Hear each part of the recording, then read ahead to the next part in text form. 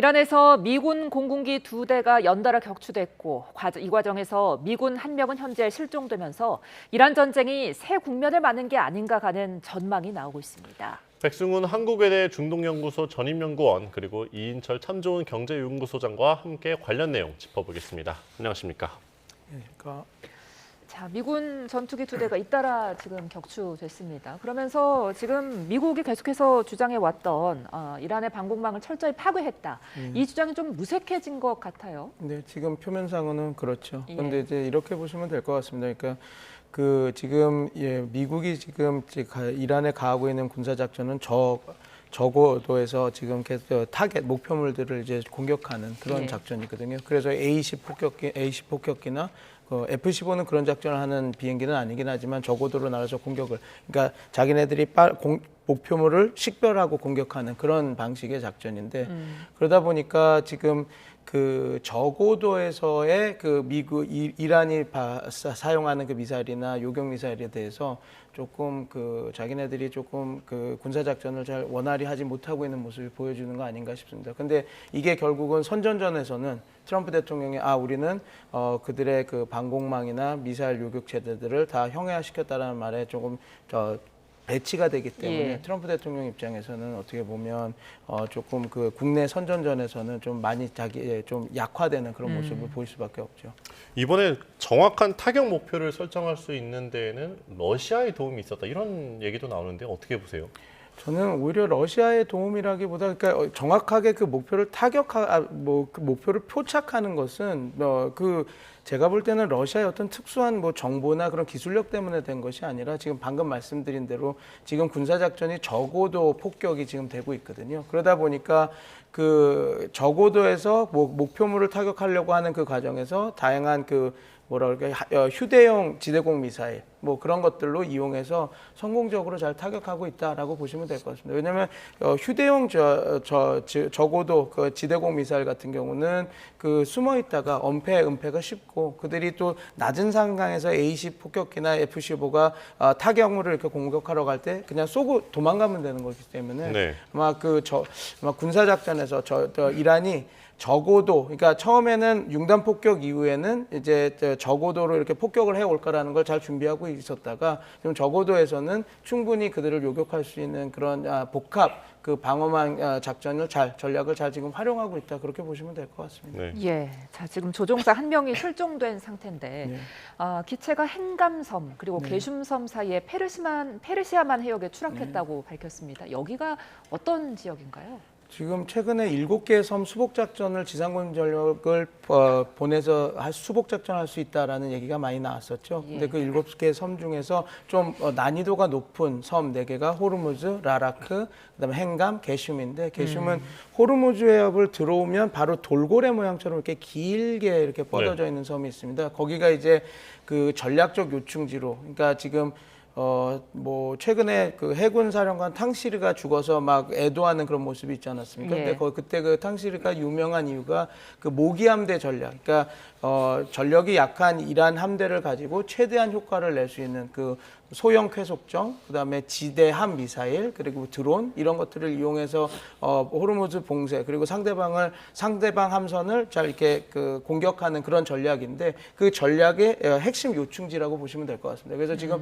A10 폭격기와 F-15가 그 섬에 대한 공격의 공습, 그러니까 저고도로 다 목표물들을 타격하는 군사작전을 하고 있었거든요. 그 이유는 어떻게 보면 호르무즈 항행을 좀 원활하게 뚫기 위해서 트럼프 대통령이 2주 안에 나간다라고 하는 목표를 달성하기 위해서 지금 군사작전을 하고 있었는데 이제 거기서 격추가 됨으로써 지금 말씀하신 대로 게슘하고 hen감, 그러니까 게슘이 길게 있고 라라크섬, hengam섬인데 거기 사이에 지금 떨어졌을 거라고 이렇게 이야기를 하고 있는 것이죠. 네. 이란의 전력이 생각보다 건재한 모습인데요. 지상전의 가능성은 지금 시점에서는 좀 어떻게 보고 계십니까? 저는 제한적인 지상군은 작전을 할 수 있다고 보는데, 근데 저는 좀 예전에도 나와서 이게 좀 회의적이라고 말씀드렸던 이유가 지금 7,000명 병력만 가 있습니다. 물론 이제 10,000명을 더 추가 파견을 하고 트럼프 대통령은 5만 명까지도 얘기하고 있었는데 네. 병력들을 보면 5만 명까지 늘리는 거는 새로운 그 보병 부대를 보내는 것이 아니라 미군 지금 그 걸프 지역에 있는 미군 부대에 있는 군인들까지 합쳐서 한 5만 정도 된다라는 것이거든요. 그런데 그 병력은 해군 공군 병력이지 지상 작전을 수행할 수 있는 병력이 아닙니다. 그리고 우리가 제가 몇 차례 말씀을 드렸는데 2003년에 이라크 전쟁을 할 때 8개의 보병 사단이 왔습니다. 그리고 거의 12만에서 16만이 그 군사작전을 펼쳤거든요. 초기 개시를 할 때. 아예 다르네요, 숫자가. 네, 그리고 아프가닌 전쟁할 때도 7개 보병사단 10만 명이 투입됐습니다. 지금 7천 명입니다. 그런데 지금 아프가니스탄하고 이라크는 이란보다도 작고 인구도 작은 수였거든요. 그러니까 이제 뭐 그러면 아마 간단한 계산이 되실 겁니다. 네네. 아직 그런 보병사단을 보낸 것도 아니고 그냥 어떤 특수전 파리공수와 그다음에 해병대 그 상륙 대대를 보내서 과연 어떤 지상군 작전을 할 수 있을까요? 그래서 대대적인 지상군 작전은 힘들고요. 뭐 좀 부분적인 제한적인 군사 작전을 할 수 있다라고 하는데 지금 와서 제한적인 군사 작전이 뭔 큰 의미가 있을까라는 생각이 듭니다. 특히 트럼프 대통령은 이미 전쟁을 승리해서 이제 우리는 나간다. 호르무즈 항행은 너네들 여기에서 수혜를 가장 많은 국가들이 알아서 해라라고 하는 상황에서 지금 이 병력으로 지상군 작전을 얼마나 할 수 있을지는 좀 저는 조금 회의적으로 보고 있습니다. 이란은 지금 자신들의 무기를 미군이 절대 알 수 없는 곳에 숨겼다 이렇게 밝히고 있는데 신빙성은 얼마나 보세요? 저는 반반이라고 봅니다. 그러니까 좀 이란 입장에서도 과장하는 부분이 분명히 있고, 근데 예. 이제 잘 숨긴 부분도 분명히 있다고 합니다. 지금 왜냐하면 미국도 이스라엘도 처음에 주장했을 때 우리가 70, 80% 그 공중 방공망을 무너뜨렸다라 그랬는데 예. 지금 여러 가지 그 연구 센터들의 자료를 보면 한 30에서 40% 된 것 같고 지금 한 50% 소진된 것 같다. 그리고 형해화된 것 같다 얘기를 하고 있거든요. 그러면 이란이 상당히 잘 이 전쟁을 대비를 하고 있다가 지금 잘 그 자신네들의 전략 자산을 지금 은폐하다고 있고 있다고 보면 될 것 같고요. 지금 이런 이야기도 나오고 있습니다. 이제 그 혁명 수비대가 이제 자기네들이 각자 자기네들의 그 독자적인 그 군사 작전을 각 주에 맞게 하고 있는데 위에서 딱 그런 지령은 내려온다 그럽니다. 그러니까 지금 미사일 수량이 몇 개 있냐, 탄도미사일. 그럼 몇 개가 있다가 보고가 되면 몇 개를 남기고 각 주마다 몇 개를 남기고 나머지는 각 주 사령관이 알아서 그 가장 효과적인 군사 작전에 실시해라 이렇게 얘기를 하고 있어서 지금 나름 령에 잘 맞게 지금 그 군사 자산 물론 이제 소진은 되고 있으나 그래도 충분히 미국의 아픈 곳을 때릴 수 있는 그런 것들은 좀 보존하면서 지금 군사 작전을 이어가고 있다 그렇게 보시면 될 것 같습니다. 네, 이란으로서는 이번 전쟁에서 말씀해 주신 대로 어쨌든 최대한 관리를 하면서 이제 전쟁을 이어가고 있는 것 같고요. 미국이 좀 전쟁 비용이 상당히 많이 들고 있지 않습니까? 이거를 어느 정도 예상하고 했을까요? 글쎄요. 최초 이제 트럼프 대통령이 2월 28일 오전 9시 45분 얘기하면서 네. 4주 얘기했거든요. 예. 4주에서 6주 얘기했는데 지금 그 시한이에요. 6일까지 시한은 뒀습니다만 전쟁은 끝날 때까지 끝난 게 아니다.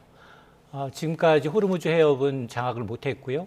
여기에다가 지금 셀프 종전 가능성까지 좀 제기가 되고 있는데 그 이면에는 비용이에요.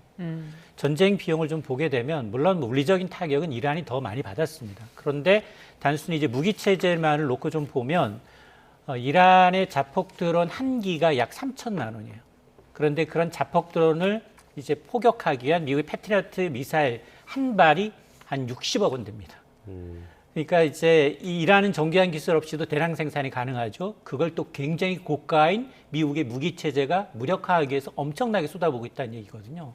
그래서 지금까지 나온 통계를 보면 한 보름 만에 미국이 개전 초기 16일 동안에 쏟아부은 돈만 약 40조 원에 달한다라는 얘기거든요. 예. 물론 이러다 보니까 이제 글로벌 방산 업체들, 로키드 마틴이라든가 레이시언이라든가 미국의 빅5 업체들은 정말 돈방석에 앉았어요. 그리고 특히 한국의 방산 업체들도 지금 미국이 무기가 너무 좀 비싸고 공급이 굉장히 좀 빠듯하고 너무 늦어지니까 가성비가 좋고 납기가 빠른 한국산 무기를 선호하고 있는 게 맞습니다.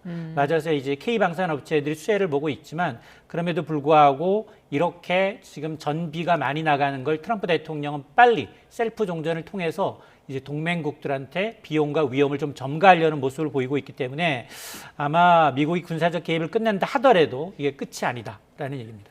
이런 상황 속에서 이제 미국이 내년 국방 예산을 올해보다 약 40% 늘린다는 계획입니다. 그러니까 2천조 원 넘게 지금 되는 건데 이렇게 되면 미국의 군사비 지출이 현대사 역사상 지금 최고 수준을 기록한다는 거거든요. 현실성이 있을까요? 트럼프 대통령의 이 기본 전략은 나토도 자율방위해라. 국방비 수준 GDP 5%까지 끌어올려라. 왜 미국이 세계 전쟁에 개입하겠느냐라고 했는데 먼저 발을 들여놨어요. 예. 그런데 지금 국방 예산 2027년 추산되는 국방 예산이 1조 5천억 달러입니다. 우리 돈으로 환산하면 약 2,300조 원이 돼서 우리나라 올해 예산의 3배를 넘게 되는데요. 1년 만에 국방비 예산을 40% 증액했다. 의회 승인이 될 수가 없습니다.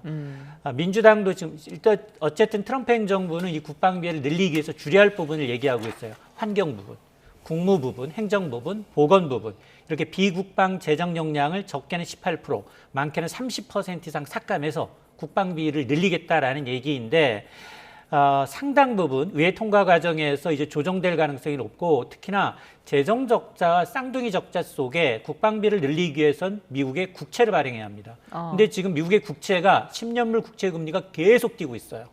이렇게 되면 아마 쌍둥이 적자로 인해서 달러 패권에 대한 불신과 더불어서 인플레이션 우려가 더 커질 수 있기 때문에 아마 의회 과정에서 논의 과정에서 상당한 이제 진통이 예상이 됩니다.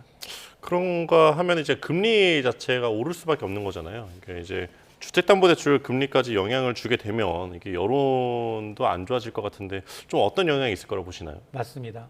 근데 사실은 주택담보대출 금리가 미국이 6%, 6.38%가 넘어갔다고 하고요. 우리는 고정형 주택담보대출이 7%예요. 예. 우리가 더 큰 문제입니다. 예. 왜냐?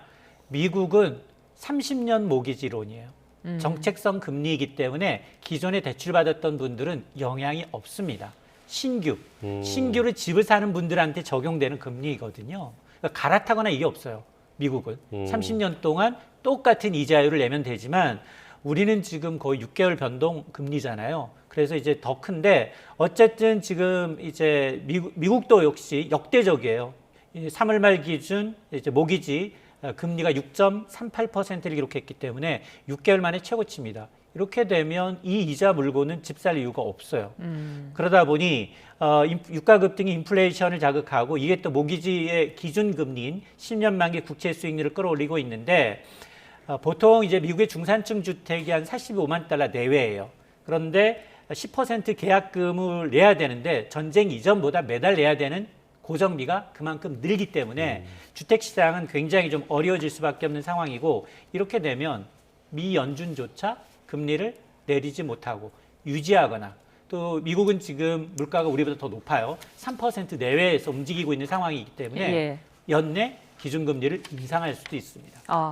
자, 이런 상황 속에서 트럼프 대통령의 두 아들이 투자한 드론 회사에 관한 지금 지적이 나왔습니다. 이해 충돌이라는 지적이 나오고 있거든요. 맞습니다. 트럼프 대통령이 2기 집권하고 나서 코인부터 시작해서 예. 이제 아들들이 벌려놓은 사업을 보게 되면 이해 충돌 논란이 상당합니다. 특히나 두 아들이 이제 도널드 트럼프 주니어와 에릭 트럼프가 투자한 드론 업체가 있습니다. 이 드론 업체가 전쟁 중인 걸프 국가들한테 무기를 판매 중이다라는 소식이 전해지고 있는데요. 전쟁을 위한 사익 추구가 아니냐라는 비난이 나올 수밖에 없는데 논란의 중심에 있는 회사가 플로리다 수조의 드론 제조업체 파워 얼스라는 회사입니다. 비상장사인데 지난달 트럼프 행제가 이 지분을 확보했어요. 그러면서 경영진에 합류한 겁니다. 그러다 보니 이러한 공격을 받고 있는 걸프 국가들 대상으로 또 홍보하고 있어요. 이 드론 시연회까지 열면서. 그래서 정작 아버지가 군 통수권자인데 아들이 이미 이제 이를 팔고 있다라는 데 대해서 이해 충돌 논란이 있는데요. 아마 이 사안부터 시작을 해서 지금 트럼프 대통령이 벌여놓은 여러 가지 사업들이 있거든요. 예. 굉장히 많은 사업들이 이해 충돌이 있기 때문에 전쟁 끝나고 난 다음에도 이건 이제 소송으로 이어질 가능성도 상당히 있습니다. 알겠습니다. 전쟁 상황으로 다시 한번 가보겠습니다. 저희 이란을 석기 시대로 되돌려 놓겠다며 고강도 공격을 트럼프 대통령이 예고했었잖아요. 그러면서 교량, 이제 이란에서는 뭐 최대 교량이라고 불리는 곳에 공습을 펼쳤는데 이란은 또 미개통 시설이라 반박을 하고 있고 이게 좀 어떻게 평가를 하십니까? 지금 양측의 의견이 첨예하게 지금 대립하고 있는데 지금 말씀 비원 교량이라고 해서 네. 테헤란과 카자르주를 잇는 그 대형 초대형 교량이라고 보시면 될 것 같습니다. 네. 그래서 이게 이란의 입장에서는 자기네들의 어떤 랜드마크 상징물이거든요. 그러니까 모든 공학의 그 기술 집약이 있어서 만든 우리의 최대 교량이다 이렇게 얘기를 하고 있었는데.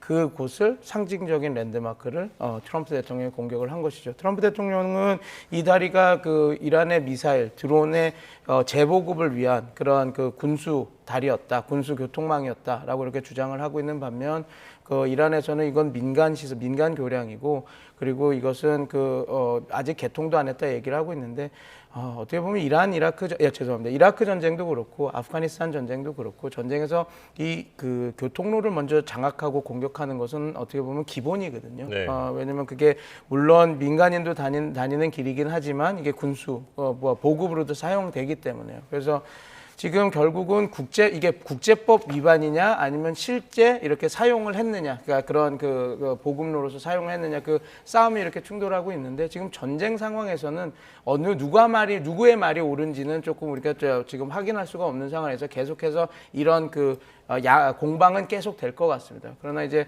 미국 입장에서는 하나의 상징이죠. 우리가 이제 전시 상황에서 어떤 군사 시설 아니면 그런 시설만 때리는 것이 아니라 우리가 이제 그것을 점점점 넓혀가서 생활 시설 그러니까 이제 인프라 시설까지도 이렇게 공격을 하겠다라고 하고 하는 것이 이제 되는 거죠. 근데 저는 좀 걱정이 되고 있습니다. 왜냐하면 이렇게 저는 여태까지 이것이 통제된 그 벼랑 끝 전략으로서 서로의 협상력을 올려가는, 그러니까 미국 입장에서는 강압력, 그리고 이란 입장에서는 억지력을 높여가면서 이제 협상에서 자기네들이 우위에 서려고 하는 거라고 생각을 했었는데, 그리고 그렇게 진행돼 왔었는데, 네.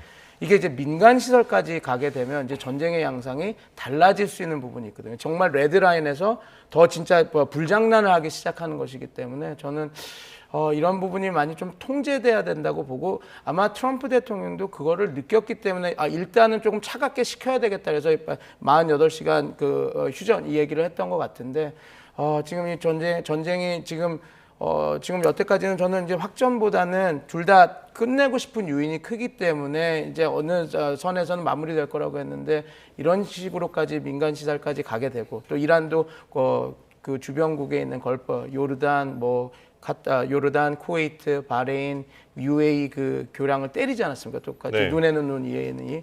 그래서 이런 부분들이 조금 어느 정도로 좀 통제되는 국면으로 빨리 돌아가야 이게 또 협상 국면으로 가서 진행이 되지 이게 계속 이렇게 확장이 된다면 제가 제일 우려했던 전쟁이 조금 다른 양상으로 흐르지 않을까 그걸 좀 너무 걱정하고 격화하는 있습니다. 모습으로. 예, 맞습니다. 자, 근데 이렇게 전쟁이 이제 중대 기로에 놓인 가운데 미국에서 육군 참모총장을 경질을 했습니다. 네. 비난과 우려의 목소리가 나오는데 어떻게 보고 계세요?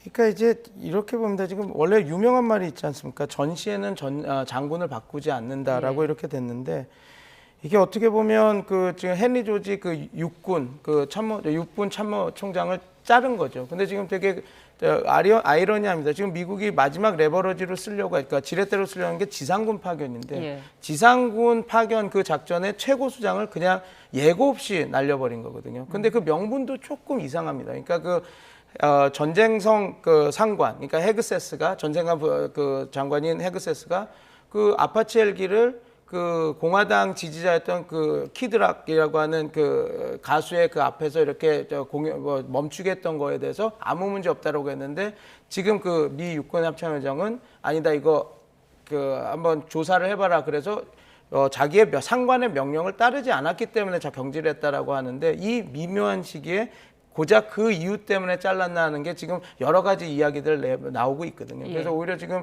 일각에서는 미국이 계속해서 공세를 올려서 좀 위험한 지상군 작전을 하려고 하니 그래서 거기서 있던 미군 장군들이 육군 장군들이 그건 안 된다라고 반대 의견을 계속 하고 있으니 오히려 그 작전을 수행하기 위해서 말을 듣지 않는 장성을 날린 것 아닌가 그런 얘기도 이렇게 나오고 있어서 예. 만약에 진짜 그렇다고 한다면 이게 이 전쟁이 또 트럼프 대통령 특유의 무슨 머들링 스루 이게 문제가 있어도 막 우격다짐으로 이렇게 끌고 간다라고 하는 리더십으로 또 나오고 실제 그게 통제되지 않은 그리고 정말 이렇게 뭐랄까 준비되지 않은 지상군 작전까지 넘어가서 저 전쟁이 또 다른 국면으로 또 가지 않을까는 그런 좀 위험한 시선으로 바라볼 수 없는 그 하나의 사건, 해프닝보다는 사건이라고 보면 될 것 같습니다. 네. 이란은 최근 모습이 대규모 항전 태세에 돌입하는 것 같긴 해요. 12살 어린이까지 동원한다는 보도가 나오고 있어서 예비군까지 합치면 수가 뭐 100만 명까지 있다. 어느 정도 이런 12살 어린이 동원, 뭐 예비군 100만 명, 이게 가능성이 있는 얘기입니까?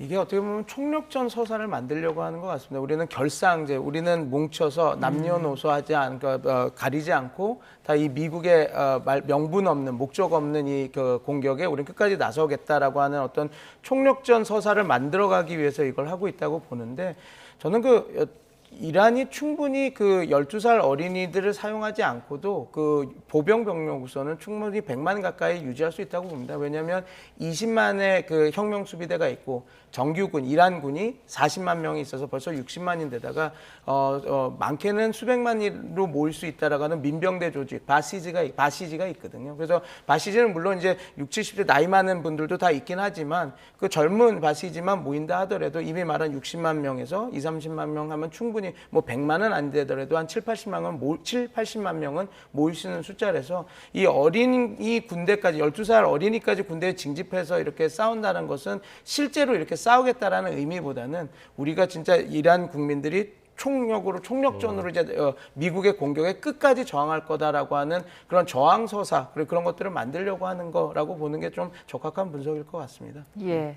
자, 휴전을 두고도 지금 양국이 굉장히 교착 상태입니다. 미국이 원하는 건 지금 호르무즈 해협 개방과 미사일 제한인데 이란에서는 공격 재발 방지 그리고 배상금 지급을 원하고 있거든요. 네네. 이 부분이 지금 합의가 좀 잘 안 되나 봐요. 네, 뭐 지금 계속해서 지금 이런 국면으로 가면 협상을 할 수가 없습니다.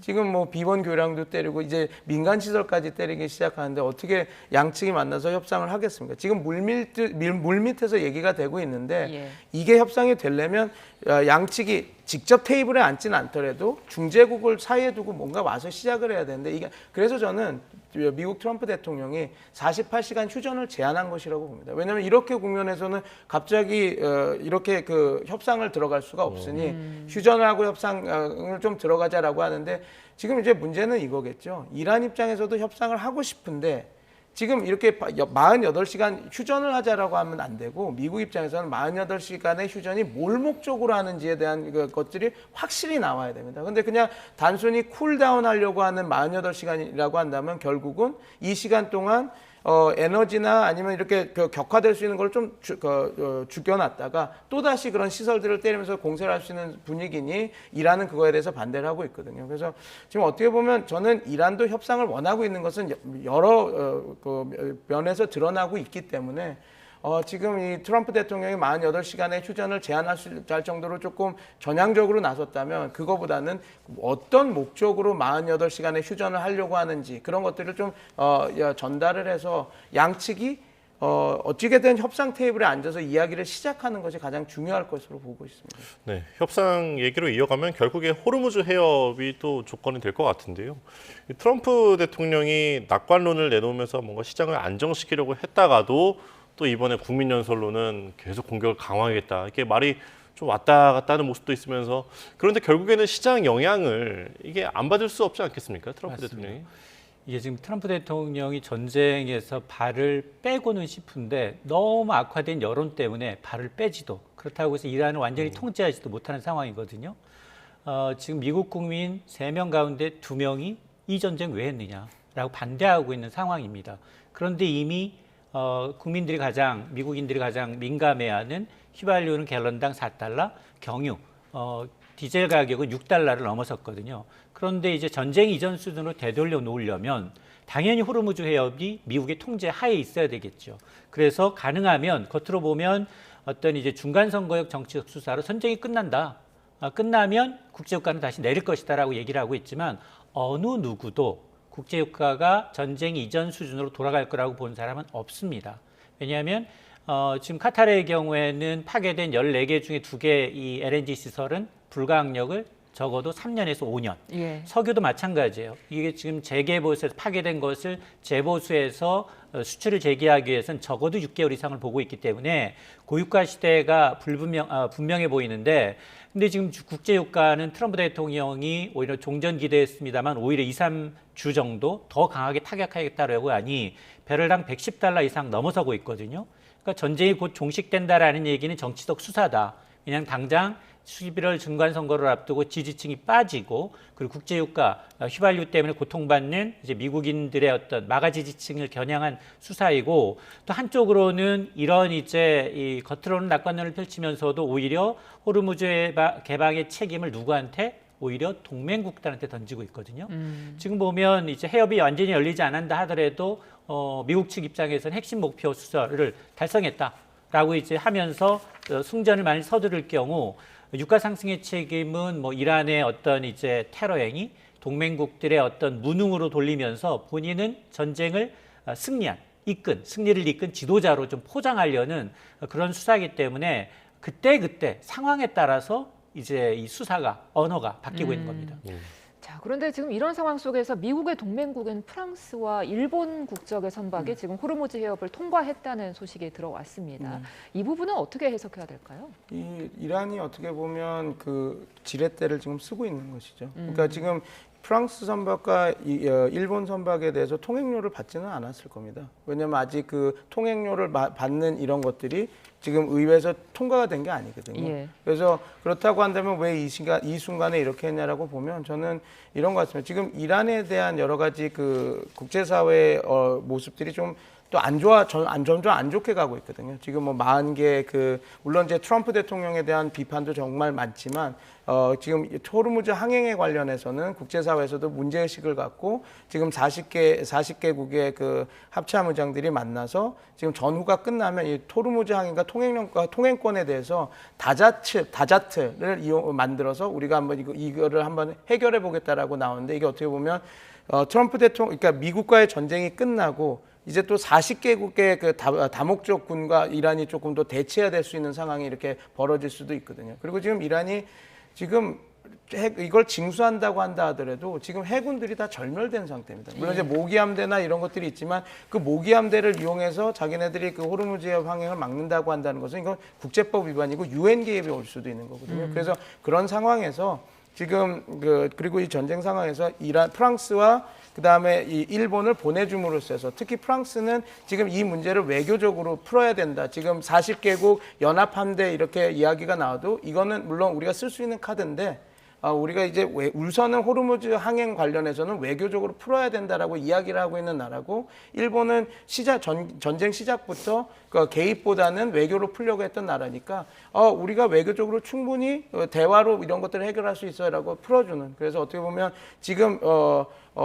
지렛대를 좀 올리는 자기네들의 지금 국제사회에서 이란에 대한 그 반감이 커지고 억압하려는 기제들이 만들어지니까 지금 그 두 개의 국가 이란에 대해서 외교적으로 풀고 좀 호의적으로 나왔던 국가들을 뭐 미국의 동맹국이긴 하지만 먼저 풀어줘서 또 다른 이제 자기네들의 전략적 지렛대를 지금 사용하고 있다 그렇게 보시면 될 것 같습니다. 네, 결국 제일 중요한 건 국내 경제일 것 같은데요. 어제 우리 증시를 좀 살펴보면 외국인 투자자들이 3월 달에만 거의 35조 원 순매도하지 않았습니까? 그런데 또 어제 같은 경우에는 다시 또 3% 코스피가 오르는데 외국인 역할이 상당했어요. 좀 어떻게 해석해야 될까요? 맞습니다. 어제는 한 2.7%가량 올랐는데 외국인이 모처럼 만에 사긴 샀는데 규모가 1조 원 내외에서 35조 원 팔고 한 9천억 원 샀는데 이걸 뭐 의미 있는 숫자로 보기엔 좀 어려워 보이고요. 네. 어쨌든 이제 지금 핵심은 뭐였냐면 이란과 오만이 어쨌든 이제 해협의 어떤 통행 규칙에 대해서 논의하고 있다. 이 소식이 호재로 작용을 한 거였습니다. 그래서 그동안 많이 과도하게 빠졌던 면이 있고 어쨌든 이렇게 되면 해협 개방 가능성이 좀 베팅을 하는 투자자들이 최악의 시나리오가 좀 지난 게 아니냐라고 보고서 이제 투자를 했는데 그럼에도 불구하고 그 전날을 보게 되면 매수, 매도, 사이드카가 발동할 정도로 7%, 6%, 5% 오르내렸거든요. 예. 그러니까 불안감이 있는 거예요. 왜냐? 국제유가는 여전히 110달러대에 움직이고 있는데 통행 규칙을 한다고 하고 정작 문제를 해결해야 될 트럼프 대통령은 또 딴소리를 하고 있잖아요. 이해 당사국끼리 해결하라. 라고 지금 발표하는 양상이어서 이걸 추세 전환이라기보다는 이제 기대감이 선반영된 측면이 좀 강하다. 그리고 우리 증시가 늘 월요일에 블랙 먼데이였어요. 주말 사이에 트럼프 대통령이 내놓은 각종 수사에 따라서 전쟁이 굉장히 확전되거나 국제효과가 출렁하기 때문에 끝날 때까지 끝나는 게 아니고 특히나 이번 주 주말은 미국이 부활절 연휴로 휴장을 했기 때문에 예. 아마 내일 모레 6일 과연 이제 트럼프 대통령이 정말로 교량부터 시작을 해서 발전소까지 공격을 하면서 정말 투토하면서 이란의 어떤 협상을 이끌어낼지 여부를 좀 지켜봐야 합니다. 네. 뭐 증시나 유가 그리고 물가 상승 같은 면도 당연히 우려가 되지만 또 한 가지 우려가 되는 게 트럼프 대통령의 뒤끝입니다.